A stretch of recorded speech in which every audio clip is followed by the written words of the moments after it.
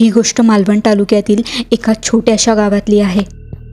असं म्हणतात की एखाद्या माणसाचा मृत्यू झाल्यानंतर त्या माणसाच्या पाप पुण्यानुसार त्याच्या आत्म्याला 3 मार्ग भेटतात. ते म्हणजे स्वर्गलोक, पितृलोक आणि नरकलोक. त्या व्यक्तीच्या कर्माच्या आधारे हे निश्चित केले जाते की त्या व्यक्तीच्या आत्म्याला कोणत्या मार्गावर पाठवले जाईल. जर त्या व्यक्तीच्या आत्म्याला पितृलोकात पाठवलं तर त्या ठिकाणी त्या व्यक्तीला अन्न मिळत नाही. म्हणून एखाद्या माणसाचा मृत्यू झाल्यावर 1 वर्षाने त्याचे श्राद्ध घातले जाते आणि त्या व्यक्तीच्या आत्म्यासाठी श्राद्धाचे जेवण बाहेर वाडीवर ठेवले जाते. पण काही वेळेस अशा व्यक्तीचे श्राद्ध न घातल्यास अशा व्यक्तीचा आत्मा त्याच्या संबंधित कुटुंबाला त्रास देतो आणि त्याचा आत्मा कधीही मुक्त होत नाही. असेच काहीसं आमच्या गावातील एका कुटुंबासोबत घडलं. चला तर मग जाणून घेऊया की नक्की काय घडलं त्या कुटुंबासोबत. तर ही गोष्ट मालवण तालुक्यातील एका छोट्याशा गावातली आहे. त्यावेळेस गावातील सर्व माणसं कामानिमित्त बाहेरगावी असायची. त्यामुळं गावात जास्त माणसं दिसायची नाही. आमच्या शेजारच्या राजेश काकांची लग्न झालेली मुलंसुद्धा त्यांच्या कामानिमित्ताने बाहेरगावीच राहायला असायची. ते जास्त गावी येत नसत. त्यामुळे त्या घरात एकटे राजेश काकाच राहत होते. राजेश काकांची पत्नीसुद्धा काही वर्षांपूर्वीच कार अपघातात मरण पावली होती आणि आता राजेश काकांचं सुद्धा खूप वय झालं होतं. त्यामुळे घरातली अवघड कामं करण्याची त्यांच्यातली ताकद आता संपली होती. एके दिवशी राजेश काका त्यांच्या घराच्या गॅलरीत येऊन आराम खुर्चीत शांत बसले होते.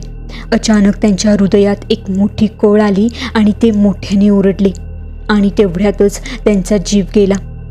गावची सर्व मंडळी राजेश काकांच्या घराजवळ जमा झाली होती. पण हृदयविकाराचा झटका इतका तीव्र होता की त्यातच त्यांचा जीव गेला. गावच्या ज्येष्ठ समीर काकांनी राजेश काकांच्या मोठ्या मुलाला फोन करून गावी त्वरित येण्यास सांगितलं. राजेश काकांचा मोठा मुलगा अनिकेत आणि त्याची बायको प्रियांका दोघांनीही संध्याकाळचीच ट्रेन पकडली आणि सकाळी गावी आले. राजेश काकांचा लहान मुलगा भावेशसुद्धा सकाळीच गावी आला होता. ते आल्यावर राजेश काकांवर अंत्यसंस्कार करून झाले आणि 12 दिवसांनी 12व वगैरे घालून ते पुन्हा बाहेर गावी निघून गेले. राजेश काकांच्या मृत्यूला आता 1 वर्ष पूर्ण होऊन गेला होता. पण अजून त्यांच्या मुलांनी त्यांचं श्राद्ध घातलेलं नव्हतं. राजेश काकांच्या मृत्यूला 1 वर्ष पूर्ण होऊन 3 महिने होऊन गेले होते.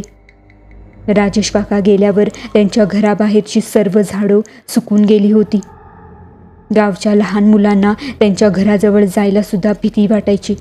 गावच्या लोकांना राजेश काकांच्या घराजवळून जाताना राजेश काका असल्याचे भास व्हायचे. रात्री तर गावच्या बऱ्याच लोकांनी राजेश काकांच्या आत्म्याला त्यांच्या घराच्या गेटजवळ उभे असलेले पाहिले होते. त्यामुळे गावातला कोणीही त्यांच्या घराजवळून जास्त जात नसे. अगदी शेजारचे सुद्धा त्यांच्या घराजवळ जायला घाबरायचे.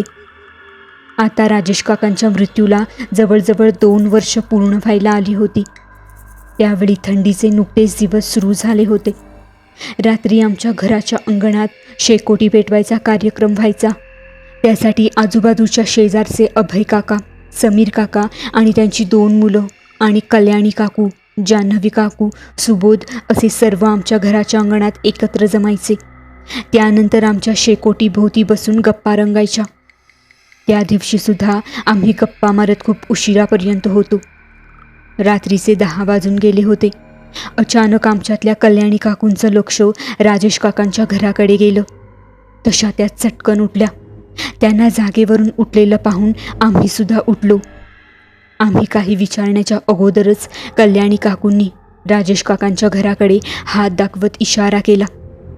तेव्हा मी पाहिलं की राजेश काकांच्या घराचे दिवे चालू बंद होत होते. हे पाहून आम्हाला आधी वाटलं की घरी राजेश काकांचा मोठा मुलगा आला असेल. पण त्याच्या दुसऱ्या दिवशी आम्हाला कळलं की राजेश काकांच्या घरी कुणीच नव्हतं. त्या दिवशीसुद्धा आमचा शेकोटी पेटवायचा कार्यक्रम सुरू होता. आम्ही त्या कालच्याच विषयावर बोलत होतो की इतक्यात राजेश काकांच्या घरातून मोठमोठ्याने किंचाळण्याचे, रडण्याचे आवाज ऐकू येऊ लागले. ते आवाज फार विचित्र आणि भीतीदायक होते. ते आवाज ऐकून आम्ही त्या रात्री फारच घाबरून गेलो होतो. शेवटी आमच्या शेकोटीचा कार्यक्रम तिथेच थांबवला आणि आपापल्या घरी आम्ही झोपायला गेलो.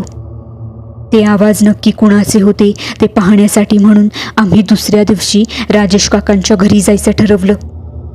समीर काकांकडे राजेश काकांच्या घराची आणखी एक चावी होती. समीर काकांनी दरवाजाला असलेला कुलूप उघडला आणि दरवाजा उघडून आम्ही सर्व आत प्रवेश केला. तेव्हा तिथे कोणीच नव्हतं. घरात सर्वत्र कोडीचे जाळे लागलेले होते.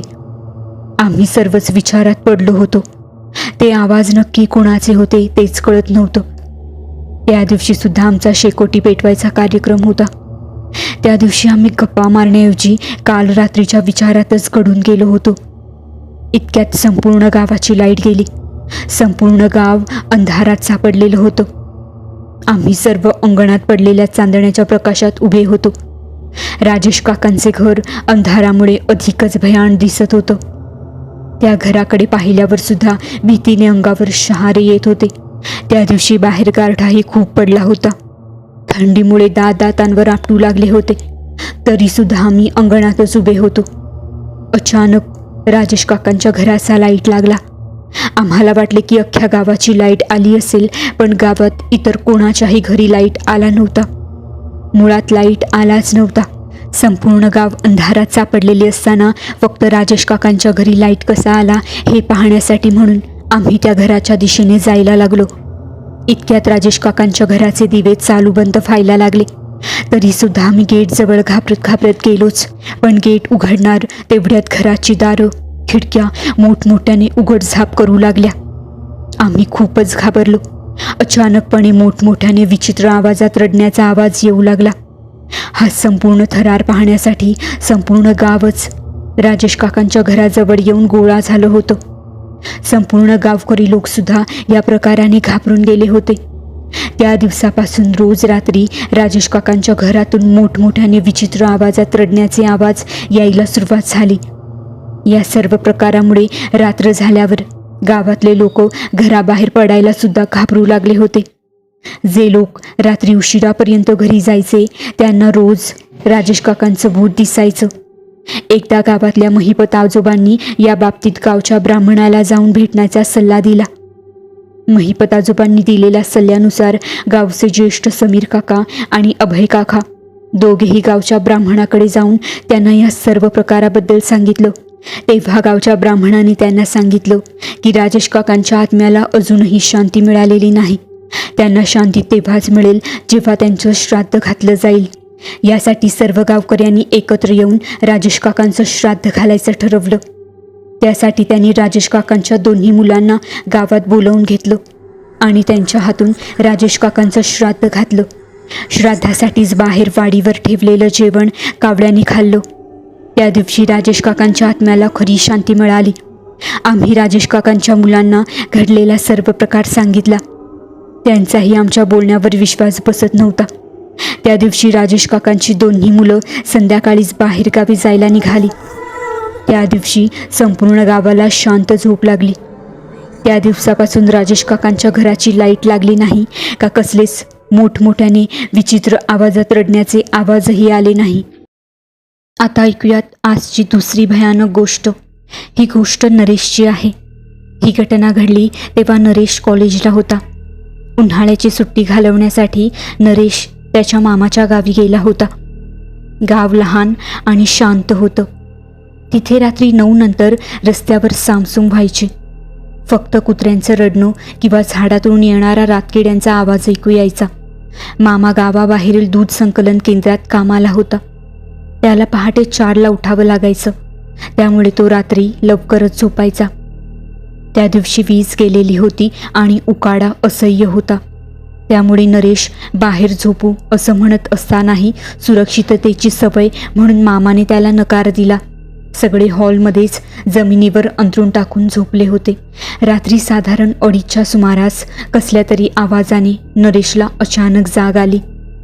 त्याने डोळे उघडून कानोसा घेतला. बाहेरून कोणीतरी अगदी स्पष्टपणे हाक मारत होतं. अरे, ऐकतोयस का? तो आवाज नरेशला ओळखीचा वाटत होता. नरेश आवाज नक्की कोणाचा आहे ते आठवू लागला. अजून एकदा आवाज कानावर पडला तसं नरेशला आठवलं की तो आवाज नक्की कोणाचा आहे. तो आवाज होता गणू काकांचा. मामाचे शेजारी गणू काका. तसा नरेश उठून बसला. काय झालं काका? नरेशने जागेवरूनच विचारलं. काही क्षण शांतता पसरली. पुन्हा आवाज आला, यावेळी थोडा अधिक काकुळतीला आलेला. अरे जरा दार उघड रे, मदतीची गरज आहे. गणू काकांचे असे अवेळी येणे तसे नरेशसाठी नवीन नव्हते, पण मध्यरात्री 2:30 वाजता मनात शंका आली. नरेशने मामाला हलवून उठवत बाहेर कोणीतरी आवाज देत असल्याविषयी सांगितलं. त्यावर मामा झोपेतच पुटपुटला, अरे झोप आता, कोणीही असलं तरी सकाळी दार उघडू, उगाच मध्यरात्री दार उघडण्याच्या भानगडीत पडू नकोस. नरेश मामाकडे बघतच राहिला. मामा मात्र पुन्हा घोरायला लागला. पण तेवढ्यात पुन्हा आवाज आला, दार उघड, आता फार वेळ नाहीये माझ्याकडे.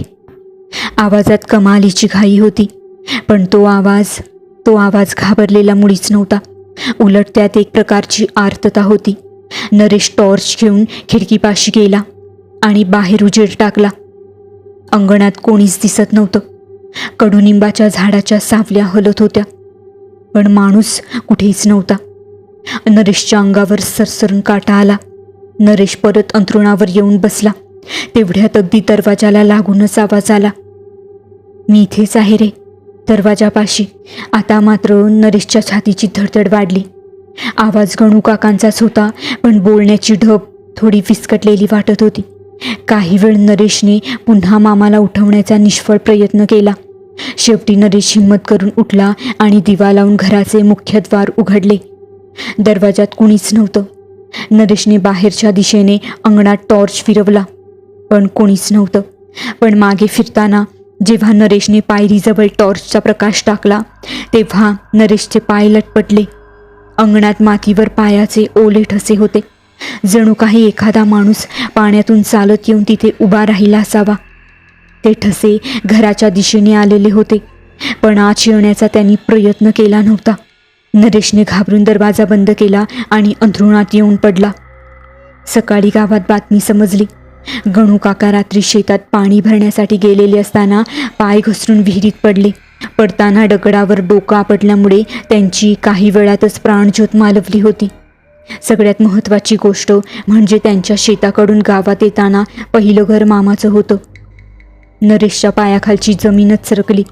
नरेशने मामाला रात्रीचा सगळा प्रकार सांगितला. मामा बराच वेळ गप्प बसला.